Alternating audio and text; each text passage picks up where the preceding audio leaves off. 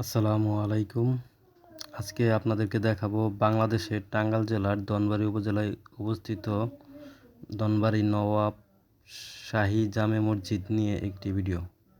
এটি একটি ঐতিহ্যবাহী মসজিদ। প্রায় ৯৬ বছর ধরে ২৪ ঘন্টায় কোরআন তেলাওয়াত চলছে এই মসজিদে। শুনে আশ্চর্য হলেও এমনটি চলছে এই মসজিদে। ৭০০ বছরের পুরনো এই নওয়াব শাহী জামে মসজিদ নামাজের সময় ব্যতীত প্রায় ২৪ ঘন্টাই কোরআন তেলাওয়াত হয়ে থাকে।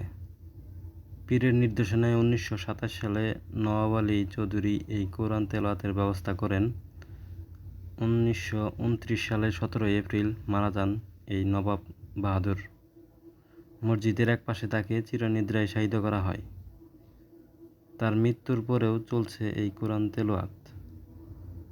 বন্ধুরা, ভিডিওটি কেমন হয়েছে অবশ্যই জানাবেন কমেন্টসে। ভালো লাগলে অবশ্যই লাইক কমেন্ট শেয়ার করবেন। ধন্যবাদ।